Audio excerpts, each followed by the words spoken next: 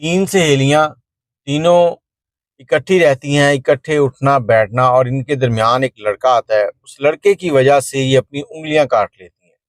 अब ये कहानी क्या है पूरी सुनिएगा, और फिर देखिए कैसे बाप जाकर एफआईआर कटवा रहा है कि मेरी बेटी की इस लड़के के साथ सेटिंग थी और उस वजह से ये सारा मामला हो गया।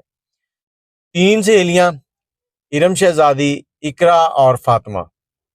अब तीनों जो है स्कूल कॉलेज हर जगह जाती हैं, इकट्ठी जाती हैं। इनका उठना एक जैसा, बैठना एक जैसा, कपड़े एक जैसे, और तीनों का एक दूसरे के घर आना जाना भी खुला है।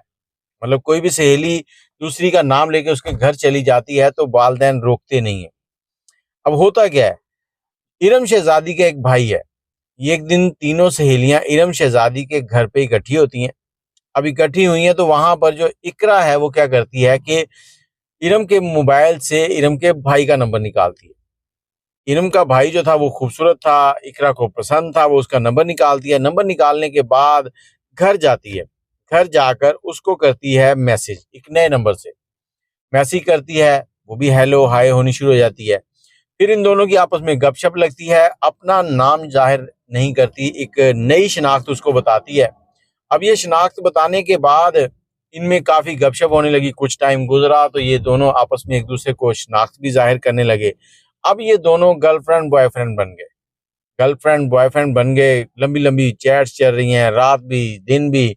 अब इसका दूसरी सहेलियों के साथ चैट जो है ना वो कम होनी शुरू हो गई। एक दिन इकरा और फातिमा बैठे हैं, और इकरा जो है वो फातिमा को कहती है कि फातिमा, तुम्हारा मोबाइल हर टाइम मसरूफ रहता है, लगता है कि तुम किसी से बात करती हो, तुम्हारा कोई बॉयफ्रेंड है। फातिमा कहती, हाँ बॉयफ्रेंड तो है, लेकिन मुझे लगता है कि तुम्हारा भी कोई बॉयफ्रेंड है। कहती, तुम्हें किसने कहा?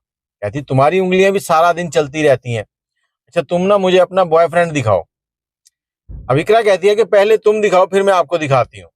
फातिमा मोबाइल निकालती है, गैलरी से एक तस्वीर निकालती है। जैसे ही इकरा को तस्वीर दिखाती है तो वो तस्वीर इरम शहजादी के भाई की होती है, जो कि उसका भी बॉयफ्रेंड है।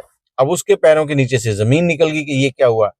उसने फौरन अपने जो एक्सप्रेशन थे उनको कंट्रोल किया। कंट्रोल करने के बाद उसने बताया उसे कि मैं तुम्हें दिखाती हूँ, अम्मी की कॉल आ रही, कॉल सुन लो। वो कॉल सुनने बाहर जाती है। उसके बाद कहती है कि मुझे जल्दी है, घर जाना है, फिर मिलते हैं।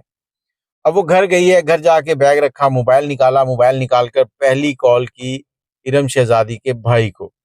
उसको कॉल की। कॉल करने के बाद उससे कहती है कि तुमने दो दो गर्लफ्रेंड बना रखी हैं और दोनों सहेलियां, शर्म नहीं आती तुम्हें? वो कहता है, शर्म की क्या बात है, तुम मेरी बात सुनो, मैं तुम्हें समझाता हूँ। अब वो कहती है, अब क्या है? फिर वो उसको कहता है कि देखो, जो फातिमा है वो मेरी पहले गर्लफ्रेंड थी, अब नहीं है। अच्छी खासी मेरी फ्रेंडशिप थी उसके साथ। अब वो उसको समझा रहा है। वो कहती है, अच्छा ठीक है। अब वो फोन बंद करती है, फातिमा को फोन करती है, कहती जल्दी से इरम शहजादी के घर पे आ जाओ, काम है, लेट नहीं होना नहीं तो नुकसान हो जाएगा। अब ये दोनों इरम के घर पे इकट्ठी होती हैं। वहां पर उसका भाई भी होता है। अब तू मैं शुरू हो गई। इसी इस्ना में जो इरम का भाई है वो चाकू निकालता है और इकरा की तरफ बढ़ाता है।